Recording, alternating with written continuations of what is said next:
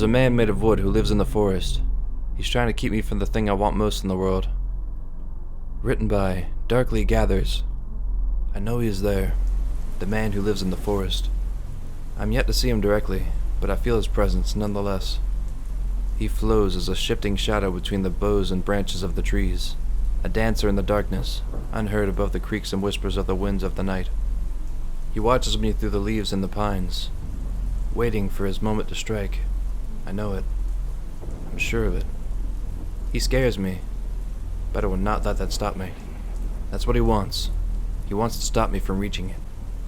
From reaching the deer. I'm looking for it now. I'm on its trail. The broken branches and twigs crunch and crack beneath my feet. I'm going too fast, really. It's dangerous to move at such a speed in conditions such as these, with little but the glimmer of the stars through the clouds and the leaf tops above to guide my way. But I can't afford to lose the object of my quest. The deer is otherworldly. I may only be a kid, but I'm not stupid enough to miss such pure wonder and beauty when I see it. My first sighting of the animal was about a month ago, from the heights of my bedroom window. I caught the briefest glimpse through the glass of the creature staring back at me from the edge of the forest. Then it turned and scampered away. It has never returned to a place so close to my garden since, and each night that I go out in its pursuit, I find that I have to push deeper and deeper into the woods before I see it again. Every time I feel the same, the beating of my heart as I race through the undergrowth, the rush of blood and wind in my ears, the growing panic that this will be the night that I fail to see it, that the sequence will come to an end, that I have missed a predestined but unspecified period of allotted time, that the deer has grown tired of our little game and has left me alone. I take more or less the same route every night. My parents don't care. They're too busy fighting to even notice my absence. I hasten, as always, through the forest, and, to date, the deer has always appeared on the edge of the forest familiarity. Just as I realize that I've entered into a new mysterious cluster of trees, there it is, shining through the gloom. And to my desperate relief, tonight, it would seem, is no different.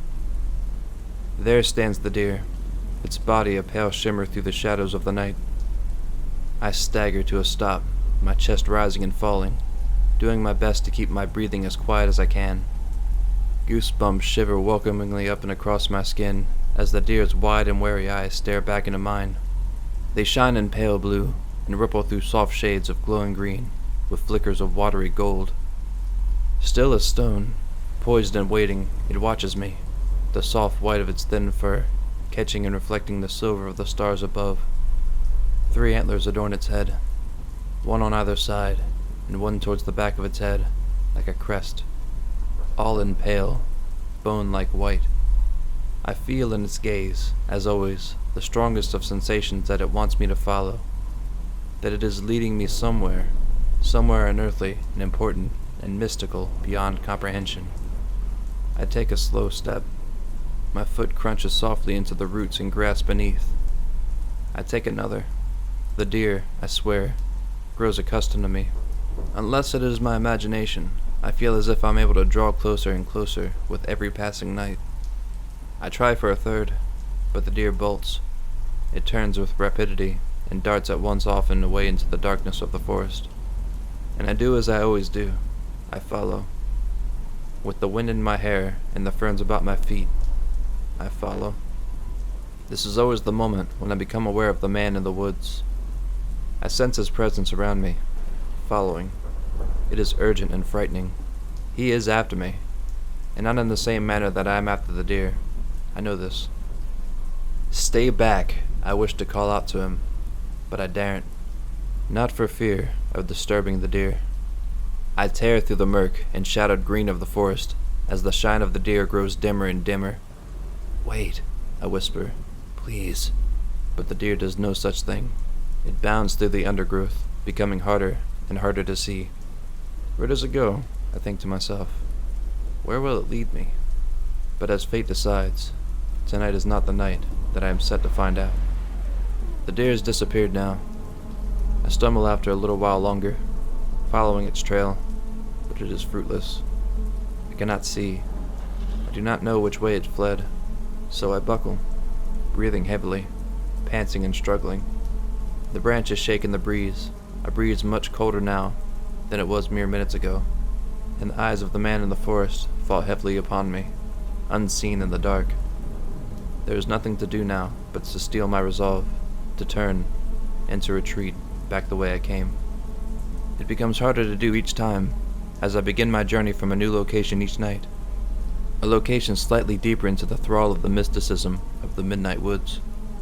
The shadowed shape of a figure to my left bids me hastily turn, teeth grit, but I see nothing but the shivering leaves of a bush that has grown over the corpse of a fallen tree. I push aside a branch, retracing my steps, back through the forest. The man will not hurt me. I will not let him. The man will not hurt me. I keep this mantra and nothing else in the forefront of my mind the entire walk back. It takes much longer this way. It is as if the forest itself has stretched. Whatever wordless magic it was that allowed me to keep pace with the deer has vanished along with it, and I am left to fumble my way back to the edge of the woods alone. I fear becoming lost out here. I do, and I fear the man in the shadows, but it is worth it. It is all worth it for the chance to see and follow the deer.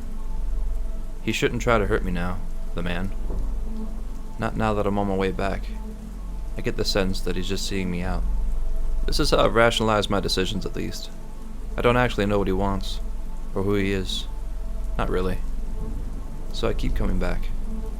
Night after night, I return, each with growing fear that I will miss the deer, that it would have abandoned me.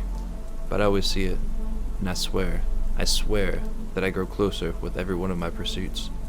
But still, it evades me.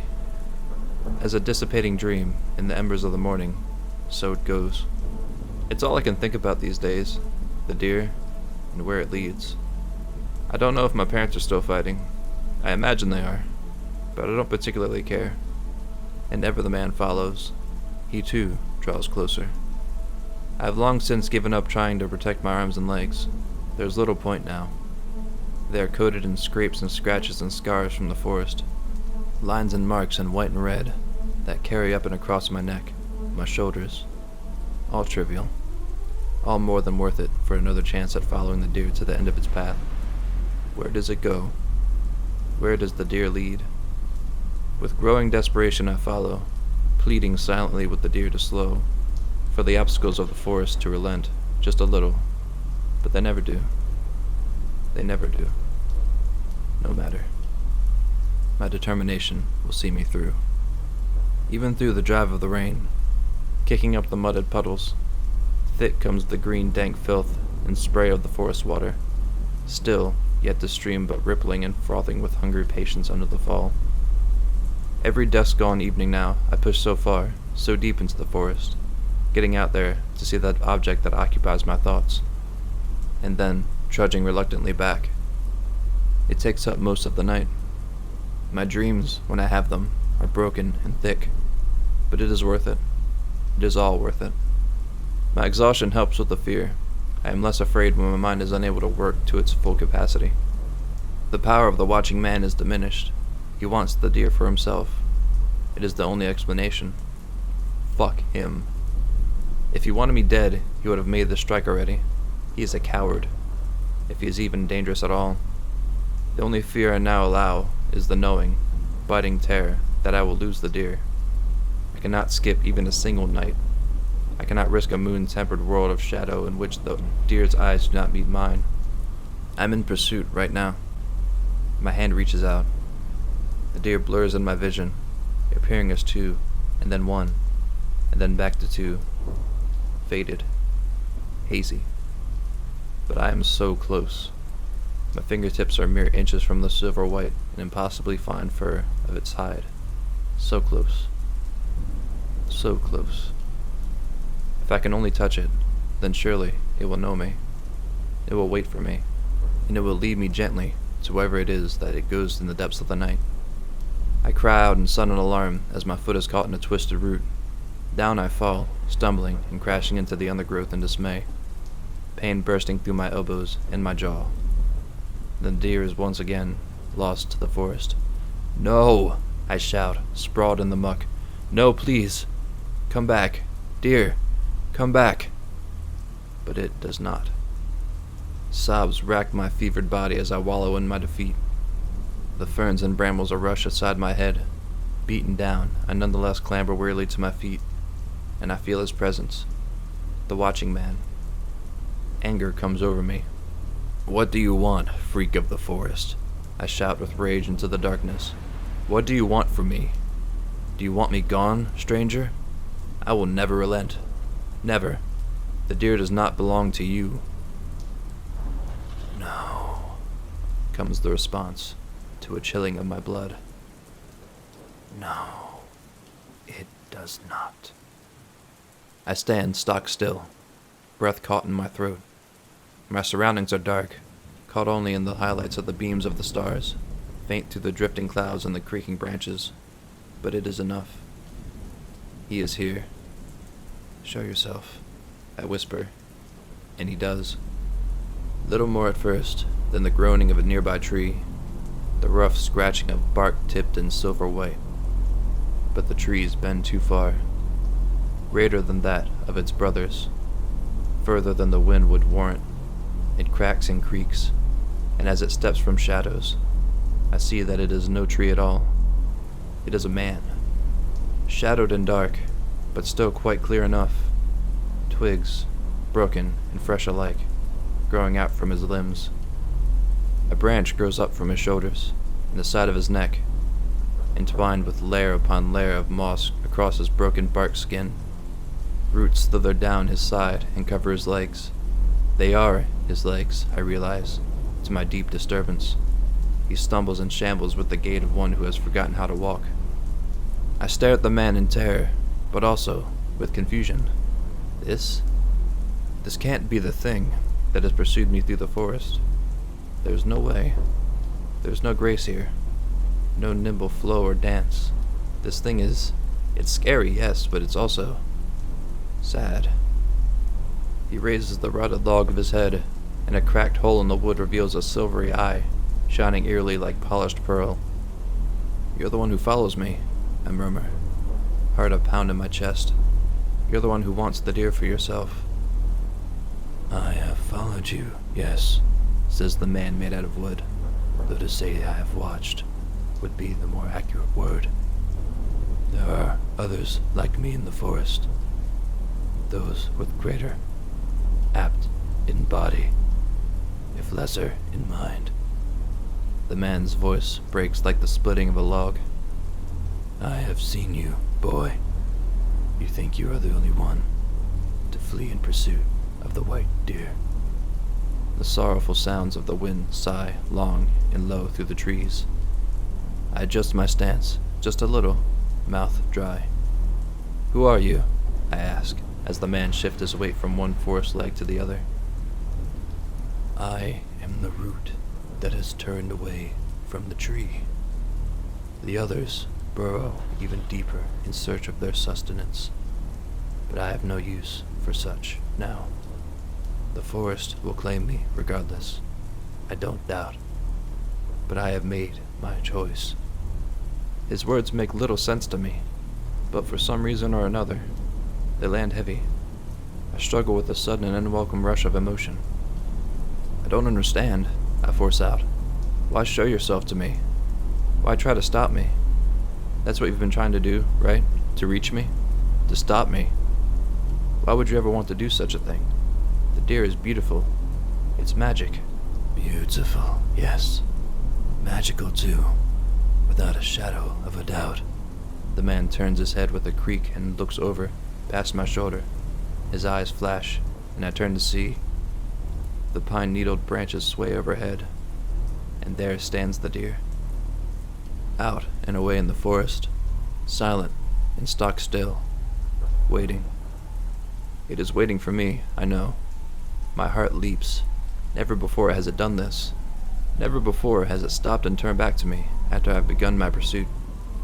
The light of the moon and the stars are caught in the midst of the prongs of three atop its pale head. The man speaks on. "But it is more than that, yes, and yet, somehow, much less. The deer has given you nothing, boy." "But I need to know." I croak out. I need the truth. I know better than most the truth of the deer. I know. You think that I haven't followed the creature myself. Year after year, I have followed. My pursuit has taken me farther and further than most. It has taken everything from me. So you know then, I murmur. My throat feels tight and raw. A lump rises. You know where it leads. Aye, the man replies as the branches and the leaves of the forest are steadily rocked and shivered in the bluster of the growing gale. Where? I whisper. Away, he replies. A tear, warm and fast, slips from my eye. It leaves in its wake a trail through the forest grime that stains my cheek. I cannot leave this place. You can tell this for a truth by a simple glance at my twisted form. But it has not yet sent roots into you, in any sense of the phrase, despite what you might think. So go, lad. Leave the deer be. Leave it be. My gaze remains fixed on the deer, this wonder from another world. I want to follow. I want to follow so badly. And this will be my final chance to do so, I realize. In my heart of hearts, I know. It struggles fierce with my head for the domination of their direction. But a reluctant choice is made. Go, I whisper through the woods, soul strained and taut to breaking. Go, before I can bear it no longer. And just like that, the deer turns and bounds away. Like the reflection of the moon on a rippling lake. It shimmers and flickers. It sparkles and shines. And then, it is gone. Heart heavy and constitution confused, I turn to the man made of wood. He of the forest, the specter. But he too has gone. So I wipe the haze from my eyes. I place one foot in front of the other, and I drag myself back home. The way is long and twisted, but it is sure. The light of the moon, a brighter silver than I have ever seen it, solemnly but openly guides the way. My parents were there to welcome me home, scared and stressed, but bright with relief. The warm embrace was a great surprise. You know, I didn't realize how much they cared. I still dream about the deer in the forest, reader. I've been back into those woods a dozen times or more. All in the light of the day, mind. But I cannot retrace my steps, as hard as I try. And you know, I've been right around the edge of the forest, all the way to the coast. I don't know how I could have run so deep in the dead of night. It scarcely makes sense. There's a power within the place, one that I do not understand, and one that I am no longer sure that I care to. To be quite frank, I think it's best I go away for a while. A long while, ideally. And a long way away. The deer has left upon me its mark, and I am forever changed. But I will not be bound to it. From the warmth of my bedroom window, the last time I shall look from such a place before my travels, I turn my gaze from the edge of the forest and up to the glow of the sky, and I see in the shining silver of the moon that eye of the man in the forest. I will dream of his face tonight. I shall dream of the woods, and I shall dream of the deer. That is all they will be. They will be dreams. And that is okay. Thank you for listening. Don't go running willy-nilly in the woods at night. Unless, of course, you're filming B-roll with your friends for a YouTube channel. Please like, comment, and subscribe for more content. Kisses. Kisses.